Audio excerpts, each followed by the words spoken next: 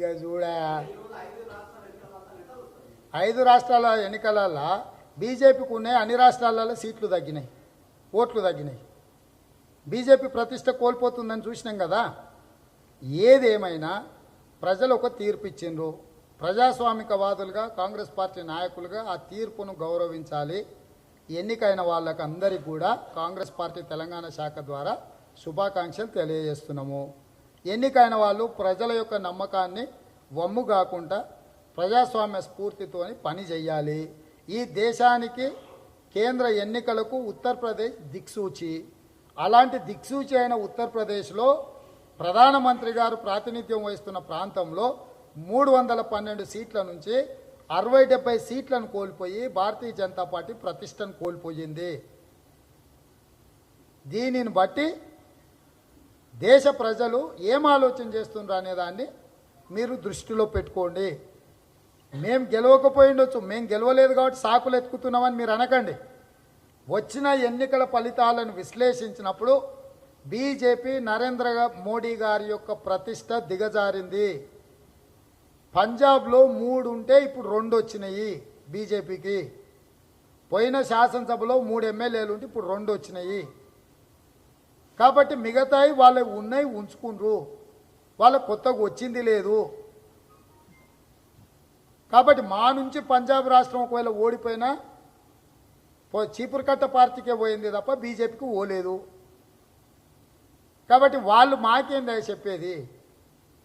కూట్ల రాయి తీయలేనోడు అంటే ఏట్ల మునిగి పెద్ద బండరాయి తీస్తాన్నాడంట. ఈయన పోటుగాడు ఒకటి బయలుదేరిండంట. నేను చాలాసార్లు చెప్పిన ఇప్పుడు ఎందుకు లేదు చెప్పుడు. ఆయన టెంట్ ఏందో ఫ్రంట్ ఏందో ఇక కాలం చెప్తుంది కదా.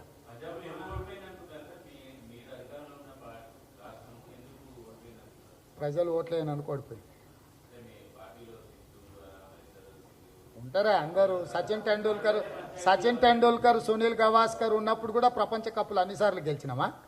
ఒకసారి గెలుస్తుంటాం, ఒకసారి ఓడుతుంటాం. రాజకీయంలో ఇది నిరంతర ప్రక్రియ. గెలుపోవటం అనేది సహజ ప్రక్రియ. దాంతో పెద్దగా ఆందోళన చెందాల్సిన అవసరం లేదు. ఇట్లాంటి ఎన్నికల్లో ఎన్నిటినో చూసింది కాంగ్రెస్ పార్టీ. అది చాలా దూరం ఉంది కాబట్టి మాకు పూర్తి స్థాయిలో సమాచారం లేదు. ఈ పక్క లేదని ఉంటే చెప్పగలను. పంజాబ్ చాలా దూరం ఉంది కదా మాకు.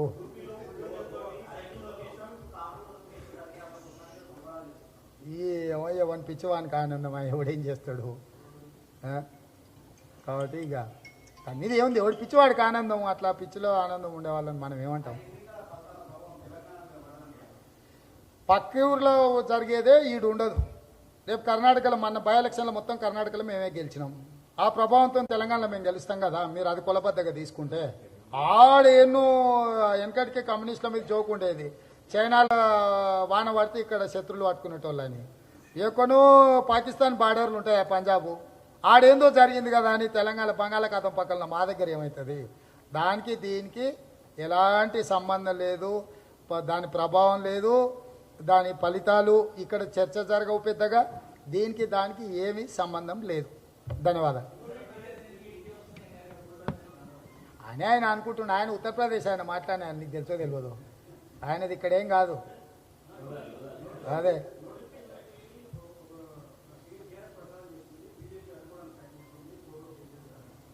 ఇంకా వాళ్ళిద్దరు ఏం మాట్లాడుకున్నారు నాకు ఎటు తెలుస్తుంది?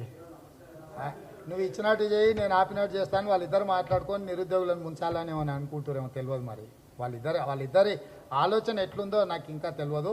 నేను నిర్దిష్టంగా శాసనసభలో ముఖ్యమంత్రి గారు మాట్లాడిన విషయం మీద కాంగ్రెస్ పార్టీ నుంచి పెద్దలందరం మాట్లాడుకొని ఒక విధానపరమైన ప్రకటన చేసినాము.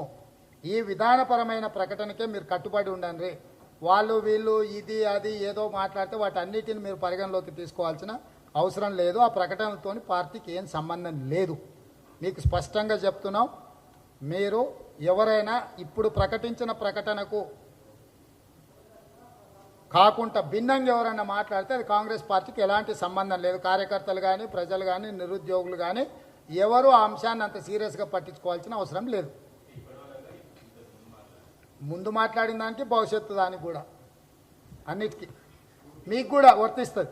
ఊకే ఓ అని ఏసి ఊపి సూపగర్రి మీరు కూడా అంత ఖాళీగా ఉండకండి. ఏదన్నా కొంచెం పని చేయండి. నిర్మాణాత్మకమైన బాధ్యత నిర్వర్తించండి. ధన్యవాదాలు.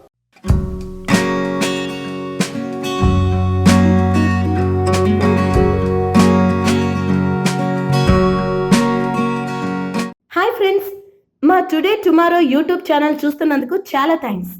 మరిన్ని లేటెస్ట్ వీడియోస్ కోసం వెంటనే సబ్స్క్రైబ్ చేయండి. అలాగే ఈ బెల్ ని కూడా రింగ్ చేసేయండి. మా నోటిఫికేషన్స్ అన్ని మీ మొబైల్లో వస్తాయి. అలాగే మా వీడియోస్ మీకు నచ్చితే లైక్ చేయండి, షేర్ చేయండి, నచ్చకపోతే కామెంట్ చేయండి.